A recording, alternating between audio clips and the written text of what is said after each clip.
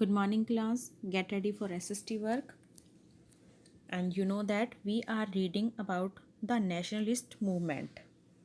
चलिए हम थोड़ा सा पिछला रिमाइंड करते हुए चलते हैं कि अब तक हमने क्या क्या पढ़ा नेशनलिस्ट मूवमेंट में।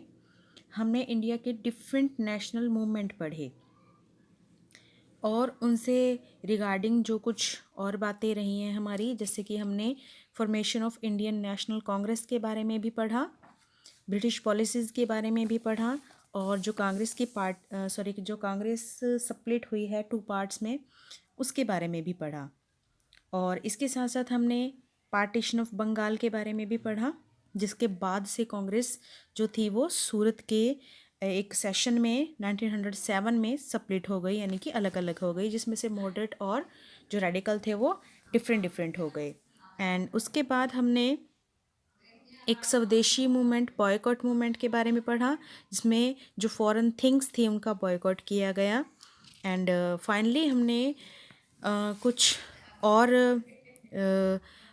रूल्स पढ़े, जैसे कि कांग्रेस के बाद, ठीक है, कांग्रेस के सेपरेट होने के बाद जो मुस्लिम लोग थे उन्होंने भी अपनी फेवर के लिए एक मुस्लिम लीग को फॉर्म किया। और इसके साथ साथ जो इंडियन काउंसिल एक्ट पास किया गया, लखनऊ पैक्ट, लखनऊ पैक्ट जो है उस टाइम वो भी रखा गया। चलिए, एंड आफ्टर इट हमने होम रूल लीग के बारे में पढ़ा, होम रूल लीग मूवमेंट, और एक हमने गवर्नमेंट ऑफ इंडिया एक्ट 1919 के बारे में पढ़ा।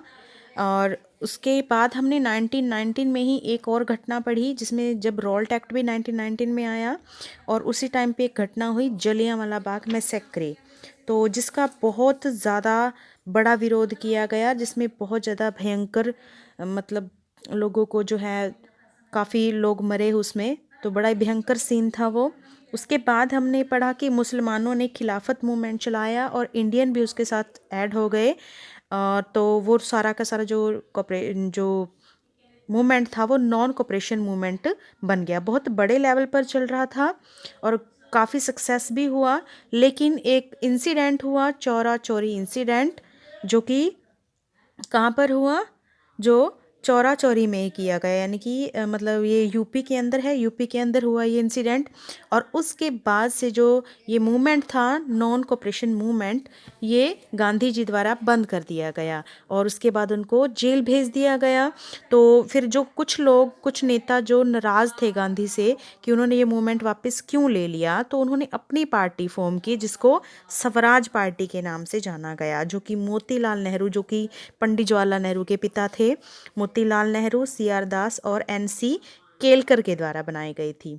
तो डियर स्टूडेंट्स, ये सब बातें हम पहले पढ़ चुके हैं कि CR दास के बाद जो स्वराज पार्टी थी वो भी धीरे धीरे जो है अपना लेवल थी वो खो चुकी थी, मतलब उसके बाद उसकी भी ज़्यादा अच्छी नहीं रही। तो उसके बाद हमने आगे पढ़ना था साइमन कमीशन, ठीक है। हम ईयर 1923 तक पढ़ चुके हैं और 1923 के बाद जब ये इलेक्शन में पार्टी विन हो गई थी स्वराज पार्टी, उसके बाद 1925 तक इस पार्टी का बड़ा दबाव रहा। लेकिन CR दास, जो कि 1925 में जिनकी डेथ हुई थी, उसके बाद इस पार्टी का लगभग जो जोश था वो ख़त्म हो गया, इसका जो असर था लोगों पर वो लगभग ख़त्म सा हो गया।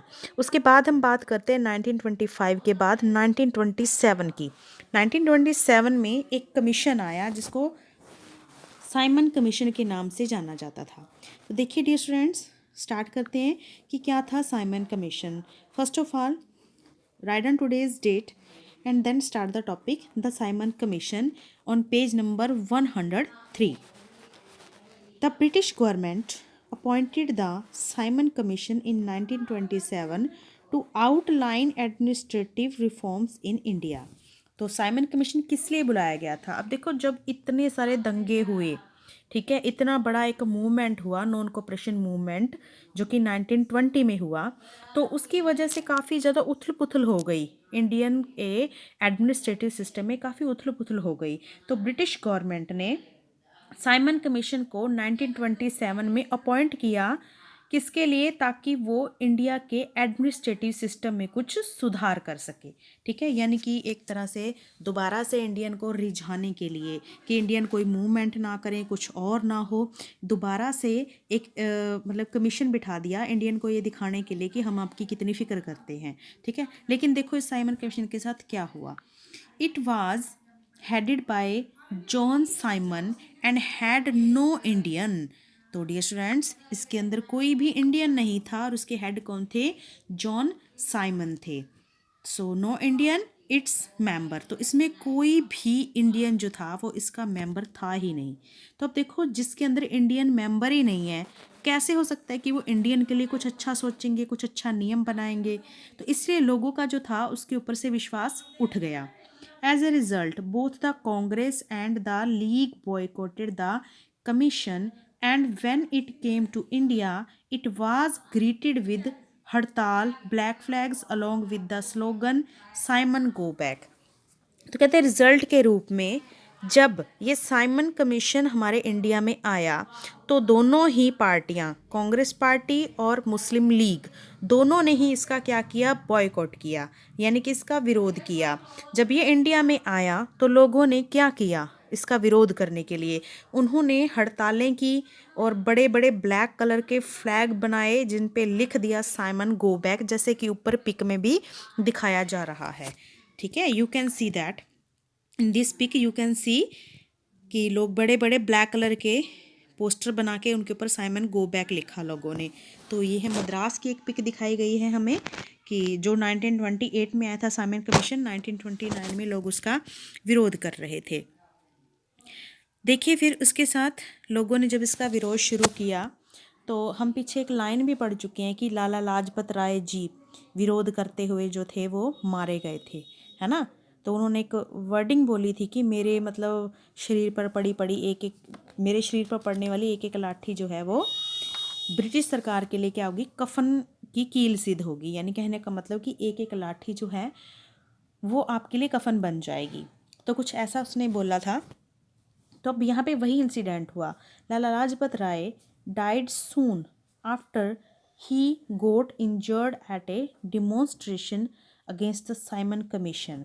तो लाला लाजपत राय जो थे वो इसका विरोध करते करते, इसके विरोध के प्रदर्शन में बहुत बुरे तरीके से उन पर लाठियाँ बरसाई गई और वो इंजर्ड हो गए, बहुत ज़्यादा घायल हो गए और जल्दी ही वो उनकी डेथ हो गई।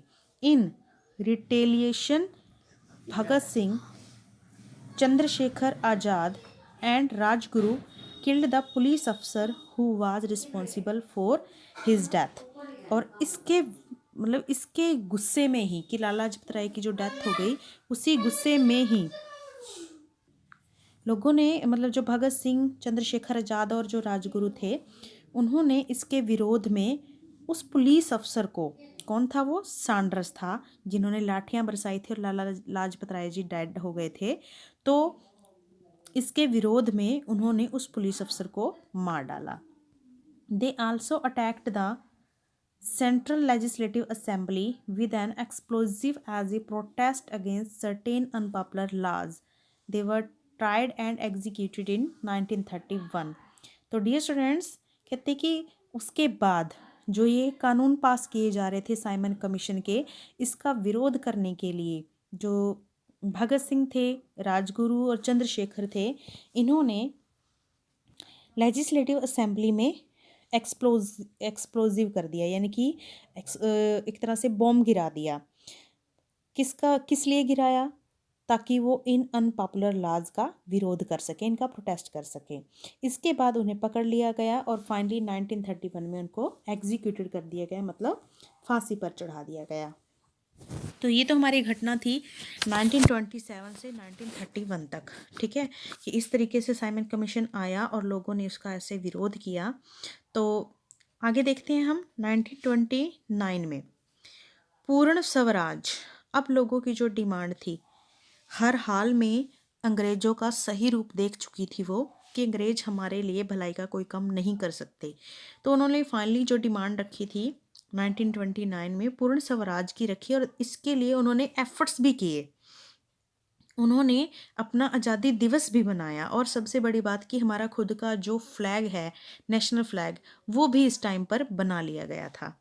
इन December 1929 the Lahore session of the Indian National Congress adopted Purna Swaraj और complete independence as the ultimate objective. तो कहते हैं लाहौर सेशन में जो इंडियन कांग्रेस थी, उन्होंने अपने आप को स्वतंत्र घोषित कर दिया, कंप्लीट इंडिपेंडेंट घोषित कर दिया, और ये उनका सबसे बड़ा उद्देश्य था उस time. This came as a result of the failure of the British government to grant dominant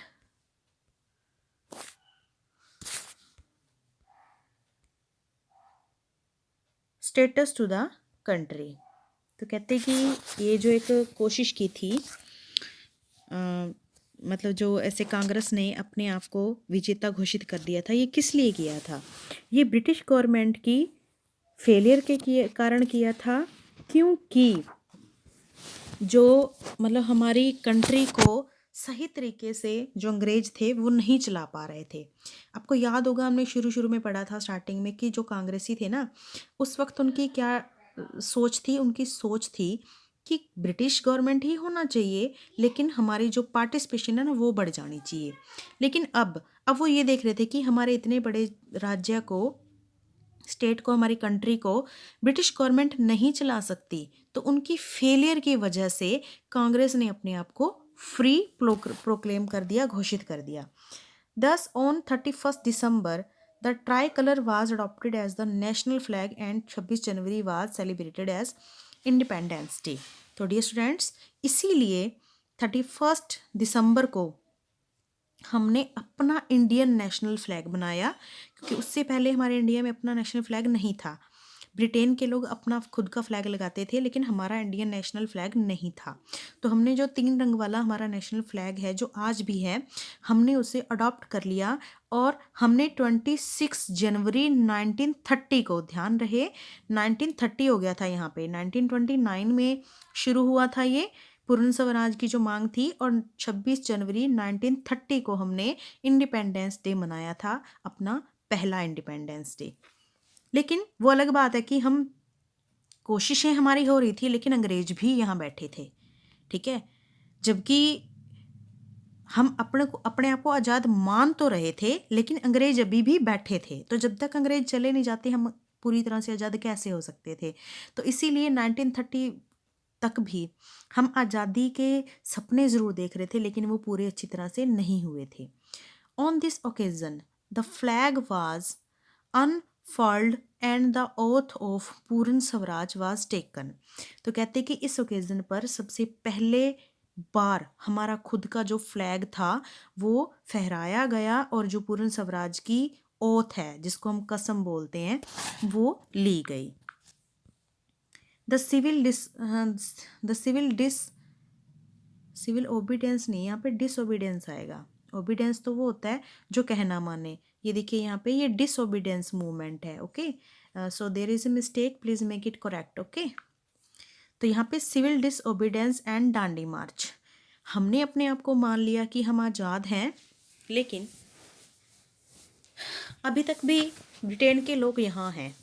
और सबसे बड़ी बात कि हमारे इंडिया के जो मेन सोर्स हैं इनकम पर, ठीक है, इवन कि हमारे इंडिया के जो अदर रिसोर्सेज हैं, रिच रिसोर्सेज जो हैं हमारे, चाहे मिनरल हैं या चाहे फॉरेस्ट हैं या कुछ भी, उन सभी पर भी अभी तक किसका हक है?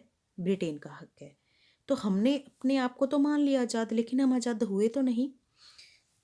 तो देखिए फिर अगला मूवमेंट क्या था? हमारा अगला मूवमेंट था the Lahore session of the Congress also passed a resolution to carry out a nationwide civil disobedience movement in order to achieve पूर्ण स्वराज।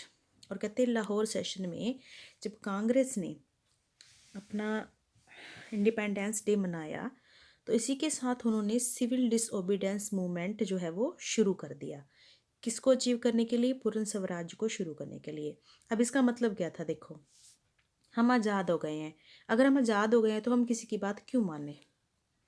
हम किसी की बात क्यों माने? ठीक है। तो उसी का मतलब था आज्ञा का पालन ना करना या बात ना मानना, डिसओबीडेंट उसी को बोलते हैं। ठीक है, कि अब हम आज़ाद हो गए हैं, अगर हम आज़ाद हैं तो फिर हम अंग्रेज़ों का ऑर्डर फॉलो नहीं करेंगे। अंग्रेज अगर हमें कहेंगे कि ये करो वो करो तो हम क्यों फॉलो करें, ठीक है, हम नहीं फॉलो करेंगे। तो इसी को कहा गया था सिविल डिसोबीडेंस मूवमेंट। ये किसके पर्पज़ के लिए था? पूर्ण स्वराज को अचीव करने के पर्पज़ के लिए था। नेक्स्ट देखिए, इसमें Gandhi ji decided to start the movement by breaking the salt law which had been imposed by the government on making salt by the Indians. तो कहते हैं गांधी जी ने इस मूवमेंट को कैसे स्टार्ट किया? उन्होंने स्टार्ट किया कि सबसे पहले तो हमारे ही देश में से नमक बनाया जाता है, और जो नमक जो हम हर रोज़ यूज़ करते हैं उसके ऊपर भी हमें सरकार को टैक्स देना पड़ता है। जब हम उनकी आज्ञा का पालन नहीं करेंगे, बात नहीं मानेंगे, तो हम उनको टैक्स क्यों पे करें? ठीक है, अगर हम टैक्स पे नहीं करेंगे इसका मतलब हमें क्या करना पड़ेगा? खुद का नमक बनाना पड़ेगा। तो इसीलिए गांधी जी ने सबसे पहले इस मूवमेंट के जरिए खुद साल्ट ला बनाने के लिए कोशिश की। ठीक है, साल्ट ला चलाया जिसमें उन्होंने, जो गवर्नमेंट ने एक टैक्स इम्पोज किया हुआ था साल्ट के ऊपर, उसको हटाने की कोशिश की। The Dandi March was thus started from his ashram in Sabarmati along with 78 of his followers. Started on 12 March 1930, they reached Dandi on 6 April. तो डियर स्टूडेंट्स, ये यात्रा जो थी गांधी जी ने, डांडी मार्च जिसको बोला जाता है, कहाँ से शुरू की? अपने आश्रम में जो कि साबरमती में था। तब उनके साथ सिर्फ 78 लोग थे। 12 मार्च 1930 को उन्होंने शुरू किया ये, यानी कि मार्च, यानी कि ये रैली शुरू की, और फाइनली वो 6 अप्रैल को डांडी में पहुंच गए। ठीक है, डांडी का मार्च था ना, तो डांडी तक वो पहुंच गए। और डांडी क्या था? डांडी एक स्मॉल कोस्टल विलेज था। कहाँ पर? गुजरात में। और यहाँ पे गांधी जी ने क्या किया? Here Gandhi ji broke the salt law by picking up a handful of salt from the shore and thus symbolizing the beginning of civil disobedience. तो यहाँ पर गांधी जी ने खुद साल्ट बनाया और एक सिंबल हो गया कि अब हम अंग्रेज़ों की गुलामी नहीं करेंगे, उनकी बात नहीं मानेंगे और उनका विरोध करेंगे। People all over the country participated in this movement in which they broke the salt. तो डियर स्टूडेंट्स, साल्ट ला, तो कंट्री के हर कोने से लोगों ने इस मूवमेंट में पार्टिसिपेशन किया, जहां उन्होंने साल्ट ला को क्या किया? ब्रेक किया। सबसे पहली जो आज्ञा जो ब्रिटिश की मानते और उनको टैक्स पे करते थे, उसको टाल दिया, यानी कि उसको मानने से मना कर दिया। Rallied against the government and picketed shops. तो डियर स्टूडेंट्स, यहाँ इस मूवमेंट में लोगों ने गवर्नमेंट के अगेंस्ट रैलीज निकाली और जो शॉप्स थी ब्रिटिश गवर्नमेंट की उनको भी बंद करवा दिया। All kind of people, including peasants, workers, women and youth took part in this movement. और हर तरह के लोगों ने, चाहे वो पीजेंट थे, वर्कर थे, विमेन थे या यूथ थे, सभी ने इस मूवमेंट में पार्टिसिपेशन किया। देवर they were led by Khan Abdul Ghaffar Khana in the northwest frontier province, and for this he is also known as Frontier Gandhi. तो डियर स्टूडेंट्स, हर तरह के लोगों ने इसमें पार्टिसिपेशन किया और इसकी अगुवाई कौन कर रहा था? एक मुसलमान जो कि अब्दुल गफ़ार खान खाना था। तो नॉर्थ वेस्ट साइड से इस मूवमेंट को चलाने वाले पर्सन जो थे वो खान अब्दुल गफ़ार खाना थे। ठीक है, नॉर्थ वेस्ट की बात हो रही है यहाँ पे। ठीक है, ध्यान रहे, नॉर्थ वेस्ट की बात हो रही है यहाँ पे। तो नॉर्थ वेस्ट साइड में ये जो मूवमेंट था ये इन्होंने लेड किया और इसीलिए इनको फ्रंटियर गांधी के नाम से भी जाना जाता है। Many tribal groups in Central Asia, Maharashtra, Assam and Bihar also actively carried forward the movement. यहाँ तक कि ट्राइबल ग्रुप्स जो थे, यानी कि जो ये आदिवासी लोग जिनको हम बोलते हैं, जो समुदाय के लोग होते हैं, ट्राइबल कास्ट के लोग होते हैं, महाराष्ट्र, असम, बिहार से, उन्होंने भी इस मूवमेंट को आगे बढ़ाने में काफ़ी हेल्प की। To curb this popular movement the government arrested more than 1 lakh people. तो डियर स्टूडेंट्स, इस मूवमेंट की पॉपुलैरिटी को ख़त्म करने के लिए गवर्नमेंट ने 1 लाख से भी ज़्यादा लोगों को जेल में डाल दिया। Gandhi was also arrested and while he was in jail the first round table conference was held in London to discuss the Simon commission report. तो डियर स्टूडेंट्स, गांधी जी को भी अरेस्ट कर दिया गया और जब वो जेल में थे तो फर्स्ट राउंड टेबल कॉन्फ्रेंस बिठाई गई जहां साइमन कमीशन की रिपोर्ट पर डिस्कस किया गया। The conference was boycotted by the Congress and in 1931 Gandhi ji was released and he signed the Gandhi Irwin pact with viceroy lord Irwin. तो डियर स्टूडेंट्स, जो कॉन्फ्रेंस थी उसका बायकाट किया गया, मतलब लोगों के साथ बातचीत करने के लिए कॉन्फ्रेंस रखी गई थी लंदन में, ठीक है, लेकिन सभी ने बॉयकॉट किया, मतलब कोई गया ही नहीं उसमें, विरोध किया, कांग्रेस के लोगों ने भी उसका विरोध किया। और इसीलिए जो गांधी जी थे उनको 1931 में दोबारा से छोड़ दिया गया, रिलीज़ कर दिया गया। और फिर गांधी जी ने ही एक समझौता किया अंग्रेज़ों के साथ, जिस समझौते का नाम गांधी इरविन पैक्ट था। और वो समझौता किसके बीच में हुआ? गांधी और वायसराय लॉर्ड इरविन के बीच में हुआ। देखते हैं ये क्या था। With this he suspended the civil disobedience movement and also agreed to attend the second round table conference. कहते हैं कि इस समझौते के अनुसार क्या हुआ इस समझौते में कि अब जो गांधी जी थे उन्होंने अपना सिविल डिसओबीडियंस मूवमेंट जो था वो वापस ले लिया और वो रेडी हो गए कि वो जो सेकंड राउंड टेबल कॉन्फ्रेंस होगी उसको अटेंड करेंगे, क्योंकि जो पहले की गई थी इस मुद्दे पर विचार करने के लिए उसमें तो कोई गया ही नहीं, विरोध कर लिया, गांधी जी को भी अरेस्ट कर लिया था, तो उसके विरोध में कांग्रेस ने भी जाने से मना कर दिया। तो किसके साथ बातचीत करते अंग्रेज? हार के उन्होंने गांधी जी को छोड़ दिया और फिर गांधी जी ने मंजूर कर लिया कि वो दूसरी जो इनके साथ मीटिंग है उसको अटेंड करेंगे। In return the viceroy agreed to release Indian political prisoner. और बदले में गांधी जी ने ये भी कहा कि जितने लोगों को इस मूवमेंट के दौरान पकड़ा गया उनको छोड़ दिया जाए। तो जो वायसराय थे वो इस बात के लिए राजी हो गए कि जितने भी इंडियन लोग इस मूवमेंट के दौरान बंद किए गए हैं, जेलों में डाले गए हैं, वो सारे छोड़ दिए जाएंगे। Gandhi thus attended the second round table conference at London in September 1931 in which the government rejected all his demands।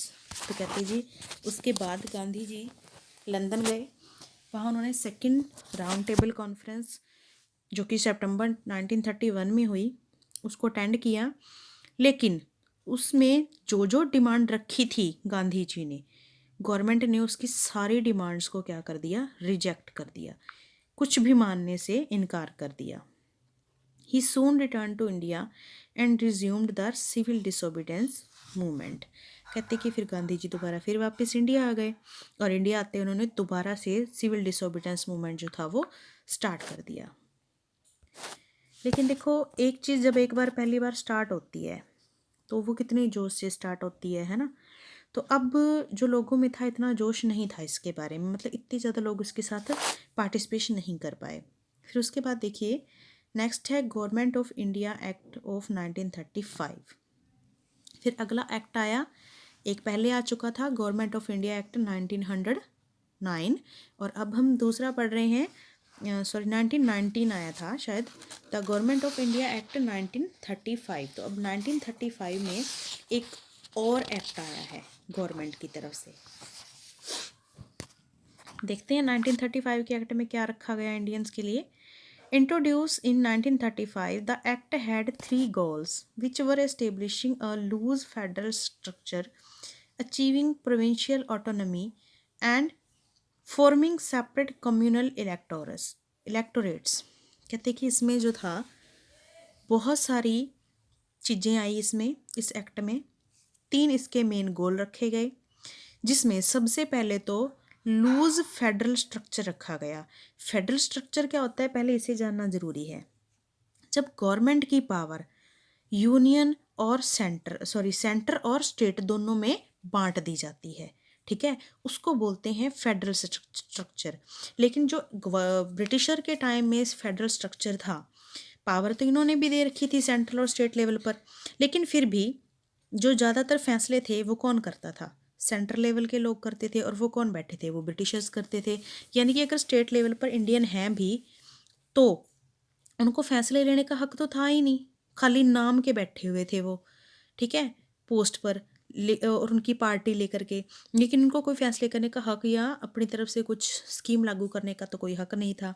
तो इसीलिए जो फेडरल स्ट्रक्चर था उसको थोड़ा लूज कर दिया गया।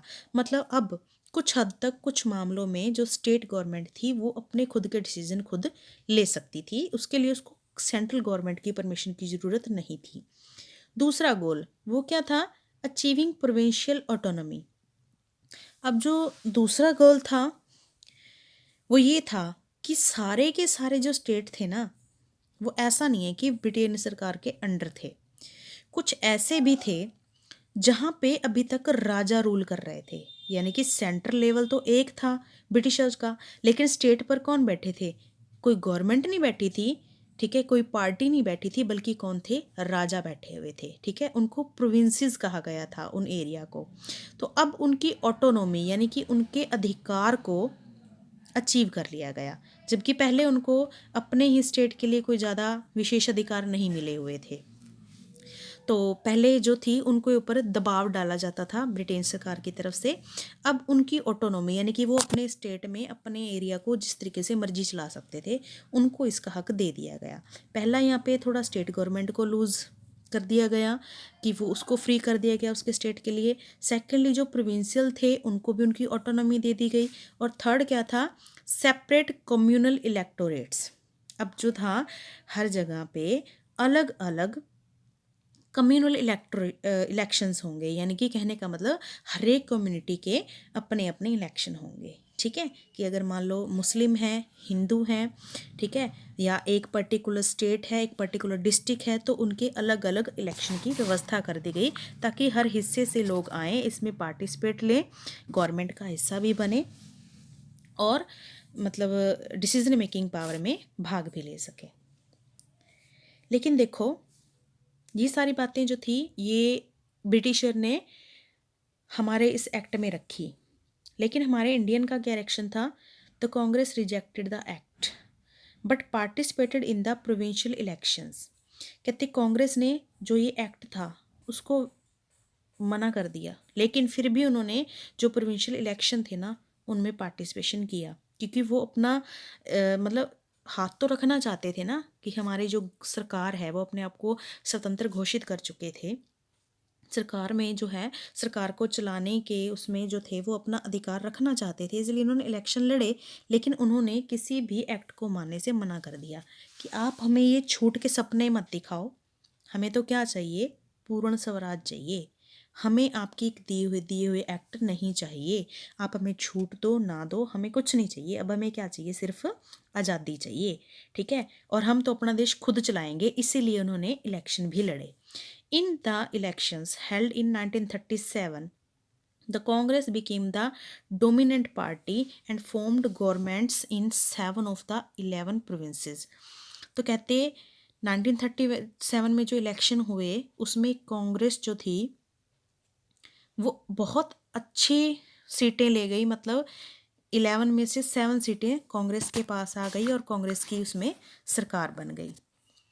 अब देखिए हमारे इंडिया को जो था वो लगभग हमारी अपनी गवर्नमेंट चला रही थी, हमारी कांग्रेस गवर्नमेंट। लेकिन उसी टाइम पर सेकेंड वर्ल्ड वार हुआ, ठीक है। सेकेंड वर्ल्ड वार जब शुरू हुआ तो सेकेंड वर्ल्ड वार में इंग्लैंड भी शामिल था, ठीक है। और अगर इंग्लैंड शामिल था तो हम तो सीधी सी बात है, हम इंग्लैंड के क्या थे, कॉलोनी थे, हम भी ज़बरदस्ती से उसमें शामिल हैं, है ना। तो अब यहाँ पे देखो हमें एक और अच्छा मौका मिल गया कि इंग्लैंड का ध्यान जो था वो हमारे इंडिया से हट गया, ठीक है। वो हम पे इतना कंट्रोल नहीं रख पाए, वो वार में बिजी हो गए, और हम लोग अपने देश को आज़ाद करवाने के लिए थोड़ा सा और अच्छा जो था बैकग्राउंड तैयार कर पाए। चलिए इसके बारे में पढ़ते हैं। When the second world war broke out in Europe in 1939, the viceroy announced India's entry into the war. कहते हैं कि जब सेकेंड वर्ल्ड वार अनाउंस हुआ 1939 में, तो जो वायसराय ने उसने अनाउंस कर दिया कि इंडिया भी हमारे साथ उस वार में शामिल होगा। क्योंकि सिंपल सी बात है कि जो ब्रिटेन के लोग हैं, ब्रिटेन के काफ़ी लोग तो इंडिया में आए हुए थे इंडिया को कंट्रोल करने के लिए, और अगर इंडिया को वो साथ लेकर के नहीं चलेंगे तो इंडिया पर भी कंट्रोल नहीं रहेगा और वहाँ से भी हार जाएंगे। तो उन्होंने इंडिया की एंट्री की घोषणा कर दी। But the step was taken without consulting the provincial government, and thus the Congress in protest resigned from all its ministries. कहते लेकिन ये जो ऑर्डर दिया गया, वायसराय ने दिया, ये जो स्टेप लिया गया, ये तो बिना कंसल्ट किए ले लिया गया। जबकि गवर्नमेंट किसकी थी, कांग्रेस की थी, प्रोविंशियल गवर्नमेंट कांग्रेस की थी ना। तो सिंपल सी बात है कि वो हमारी मर्जी होती हमारी गवर्नमेंट की कि हम हाँ भरें या ना करें, लेकिन हमसे पूछे बिना ही ब्रिटेन ने अपना फैसला कर दिया।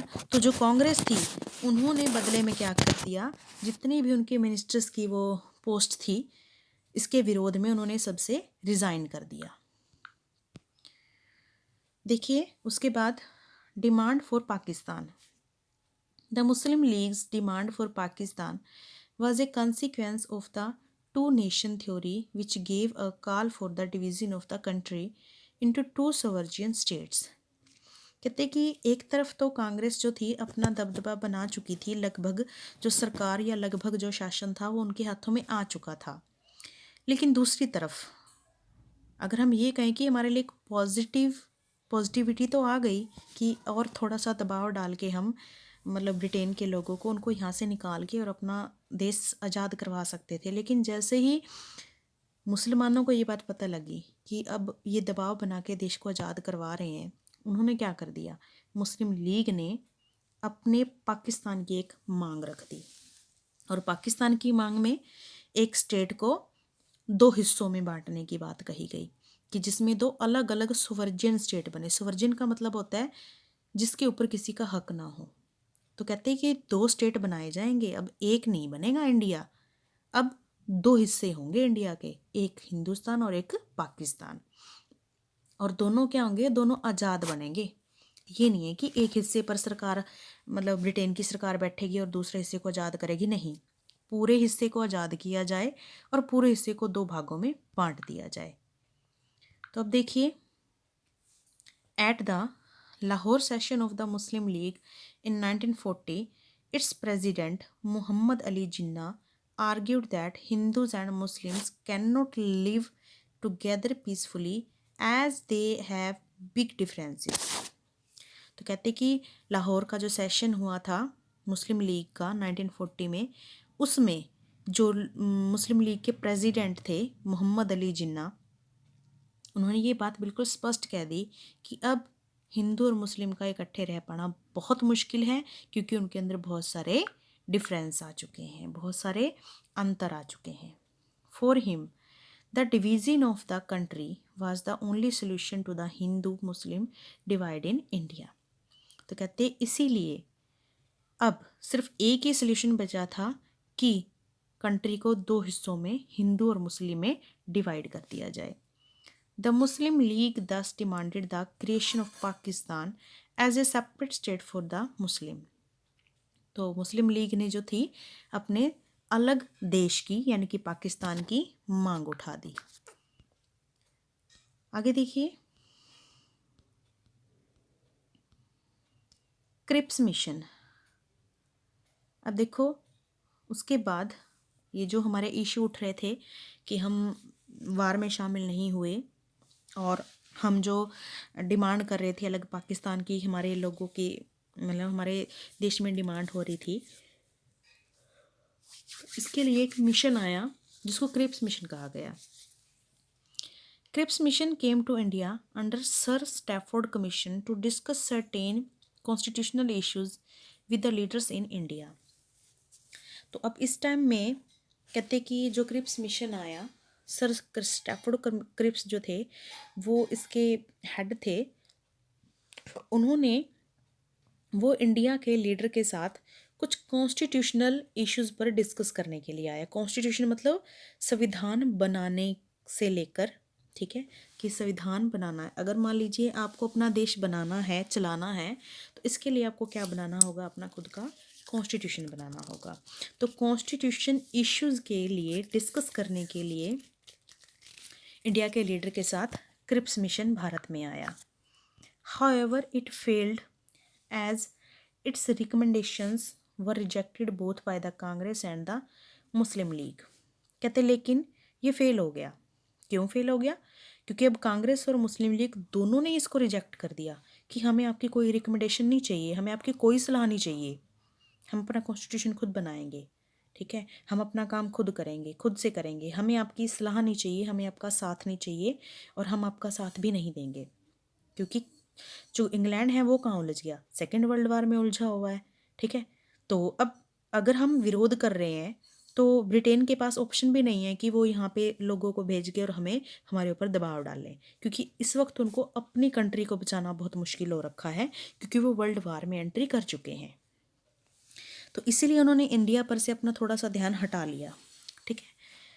Both parties were discontented as the commission did not provide for the transfer of power to the Indians।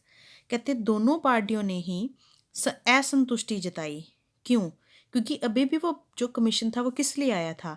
सिर्फ कॉन्स्टिट्यूशन के मुद्दे पर डिस्कस करने आया था कि कॉन्स्टिट्यूशन में ये चेंज कर दिया जाए या फिर ऐसा कर दिया जाए। लेकिन उसने अभी भी ये बात नहीं कही कि जो सारी की सारी पावर है ना वो इंडियन को ट्रांसफ़र कर दी जाए, ठीक है, इंडियन और मुस्लिम दोनों को, मतलब कि हमारी पावर जो है या हमारा देश जो है हमारे हाथों में सौंप दिया जाए। तो अभी तक भी ये नहीं आई थी इनकी बात अंग्रेज़ों की। अभी तक सिर्फ वो ये कह रहे थे कि हम सिर्फ मुद्दों पर बात करेंगे, कॉन्स्टिट्यूशन में कुछ बदलाव कर देंगे जिसमें आपको भी कुछ हक मिलेंगे, लेकिन पूरी आज़ादी की बात नहीं कही गई। और इस वजह से जो हिंदू और मुस्लिम थे वो दोनों ही नाराज़ हो।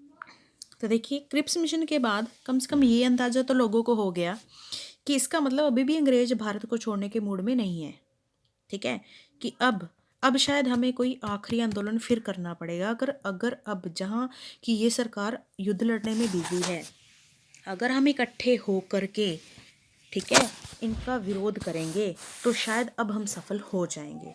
तो उस वक्त फिर हमने स्टार्ट किया क्विट इंडिया मूवमेंट, यानी कि भारत छोड़ो आंदोलन। अब मेन डिमांड ही हमारी क्या थी? क्विट इंडिया, छोड़ दो इंडिया को, ठीक है। अब हमें कुछ नहीं चाहिए, किसी मुद्दे पर कोई सलाह नहीं चाहिए, हमें सिर्फ क्या चाहिए? भारत आज़ाद चाहिए। The Quit India movement was adopted as a result of the failure of Cripps mission. और जो क्विट इंडिया मूवमेंट था वो इसीलिए अडॉप्ट किया गया क्योंकि क्रिप्स मिशन जो था वो फेल हो गया था, उसकी डिमांड मानने से मना कर दिया गया था। In 1942 the Congress passed the quit India resolution to force the British to leave the country, ठीक है। अब क्योंकि उस टाइम जो गवर्नमेंट थी वो किसकी थी? कांग्रेस की थी, ठीक है। तो कांग्रेस ने एक रेजोल्यूशन पास कर दिया और ब्रिटिश को फोर्स किया कि वो हमारे देश को छोड़ दें। This time Gandhi gave the call of do और die which marked a departure from the earliest emphasis on non violence। तो इस टाइम पे गांधी जी ने भी अपना नारा दे दिया। क्या बोला उन्होंने? करो या मरो, ठीक है। कहते अब तो देश को या छुड़ा लो, अगर नहीं छुड़ा सकते तो लड़ाई में ही चाहे मरना पड़े तो मर जाओ, लेकिन अब हमें करना होगा, या तो देश आज़ाद करवाएंगे या मर जाएंगे, ठीक है। तो डू एंड डाई का उन्होंने मतलब काल दे दिया, लेकिन इसमें अभी भी जो एम्फेसाइज था वो किस पे दिया गया? नॉन विोलेंस पे दिया गया, ठीक है, कि आप अहिंसा नहीं करेंगे लेकिन आप अपनी बात से पीछे भी नहीं हटेंगे, ठीक है। मरना पड़े तो मर जाएंगे लेकिन हम उनके साथ अहिंसा नहीं करेंगे, यानी कि मारपीट नहीं करेंगे। Following the call for the movement the Indian leaders including Gandhi were arrested on 9 अगस्त 1942। और जैसे ही इस मूवमेंट को चलाया तो इसी के साथ जो लीडर थे गांधी और बाकी के जो मेन लीडर थे इस मूवमेंट के, उनको 9 अगस्त 1942 को अरेस्ट कर लिया गया। The movement however was carried out with violent protests, destruction of public property. कहते कि हालांकि ये मूवमेंट फिर भी चलता रहा, जिसमें लोग वियोलेंस प्रोटेस्ट मतलब हिंसा भी करते रहे, मारपीट भी करते रहे और पब्लिक प्रॉपर्टी की तोड़फोड़ भी करते रहे। The government took up extreme measure to curb the movement and the movement was finally repressed. कहते गवर्नमेंट ने भी इस मूवमेंट को दबाने के लिए बहुत ही ज़्यादा कठोर मतलब सज़ा देनी शुरू कर दी, बहुत ज़्यादा मारपीट करनी शुरू कर दी इस मूवमेंट को बंद करने के लिए। तो फाइनली अब लीडर भी नहीं थे, देखो जनता को भी बुरे तरीके से दबाया जा रहा था, तो फाइनली जो मूवमेंट था ना वो थोड़ा दब गया, यानी कि उतना जोश नहीं चल पाया उसमें जितना कि चलना चाहिए था। ठीक है, तो अब इसी बात का फ़ायदा उठा करके कि हमारे इंडियन लड़ सकते हैं, लेकिन सिर्फ लीडरशिप ना मिलने की वजह से उनको आज पीछे हटना पड़ा। ठीक है, तो उस वक्त बनाई गई थी Indian National army. Netaji Subhash Chandra Bose formed the Indian National Army in 1939 after leaving the Indian National Congress. He had certain differences with Gandhi. कहते कि नेताजी सुभाष चंद्र बोस ने अपनी आर्मी बना रखी थी, 1939 में ही बना ली थी इंडियन नेशनल आर्मी, जिसको आज़ाद हिंद फौज भी कहा जाता था। और ये उन्होंने कब बनाई थी? जब उन्होंने इंडियन नेशनल कांग्रेस को छोड़ दिया था। क्यों छोड़ा था? क्योंकि वो गांधी जी से बहुत ही डिफरेंट थिंकिंग मानकर चलते थे। तो अब जब उनका रोल ख़त्म हुआ उनके मूवमेंट का, तो अब देखो सुभाष चंद्र बोस जी का रोल शुरू हुआ। He escaped house arrest during World War II and went to Germany, from where he then went to Japan in 1943. कहते कि जब लीडर्स को पकड़ा जा रहा था, ठीक है, तो उस टाइम पे जो सुभाष चंद्र बोस थे उनको भी वर्ल्ड वार सेकेंड के टाइम में हाउस अरेस्ट यानी कि उनके घर पे ही बंदी बना दिया गया था उनको। ठीक है, और उसके बाद वो वहाँ से बच निकले, उस हाउस अरेस्ट से वो बच निकले और कहाँ चले गए? पहले तो वो जर्मनी चले गए। ठीक है, और जर्मनी कौन था? जर्मनी और जापान दो ऐसी कंट्रीज थी जो उस वक्त वर्ल्ड वार में ब्रिटेन के अगेंस्ट लड़ रही थी, मतलब इनकी आपस में दुश्मनी थी। ठीक है, इनकी आपस में दुश्मनी थी। एक्चुअल में तो वार ही जो था वो जर्मनी में स्टार्ट हुआ था, जर्मनी ने स्टार्ट किया था। और जर्मनी, जापान और इटली ये तीनों एक तरफ थे, और फ्रांस, यूके और इनके साथ थे रशिया, ये तीनों एक साइड थे, और बाद में अमेरिका भी इनके साथ शामिल हो गया था। तो अब सुभाष चंद्र बोस जी जब वहाँ से बच निकले इंडिया से, तो वो कहाँ चले गए? सीधा इनके दुश्मनों के पास ही चले गए, ताकि उनका साथ लेकर के हम भारत को आज़ाद करवाएं। वो पहले जर्मनी गए, फिर वहाँ से वो जापान गए 1943 में। There he formed the Azad Hind फौज और the Indian National army which had a large number of members from the Indian prisoner of war in Japan. तो डियर स्टूडेंट्स, कहते हैं कि वहाँ पर उन्होंने जाके अपनी एक आज़ाद हिंद फौज इंडियन नेशनल आर्मी बनाई, जिसमें कि ज़्यादातर कौन से मेंबर थे? वो मेंबर थे जो कि मतलब इंडियन प्रिजनर थे और वार कर रहे थे जापान में, यानी कि जो इंडियन कैदी थे। ठीक है, उस वक्त ब्रिटेन क्योंकि हमारे लोगों ने मना कर दिया था गवर्नमेंट को साथ देने के लिए।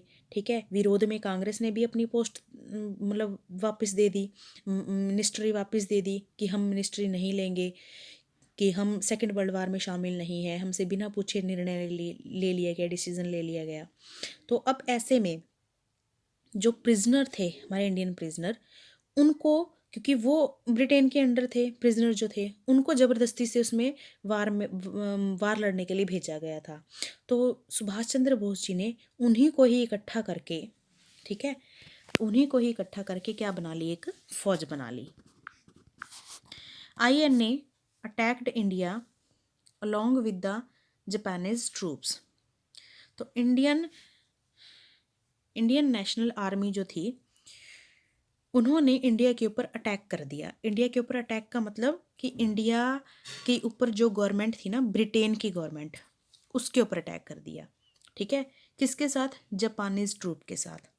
अब देखो, उधर से भी इंग्लैंड लड़ रहा था जापान से, सेकेंड वर्ल्ड वार चल रहा था, और इधर से जापान जो था उसने इंडिया पर अटैक कर दिया, तो इधर से भी लड़ाई शुरू हो गई। हालांकि हमारा इंडिया जो था वो सेकेंड वार में शामिल नहीं था, ठीक है, लेकिन अब यहाँ पे जब जापान की फौजें आ गई इंडिया को बचाने के लिए, तो ब्रिटेन तो यहाँ पे भी लड़ रहा था, यहाँ पे भी ब्रिटेन के साथ लड़ाई हो गई शुरू, है ना। तो ऑटोमेटिकली जो हमारा इंडिया था वो भी इसी के बीच में इंक्लूड हो गया। However they faced defeat at the battle of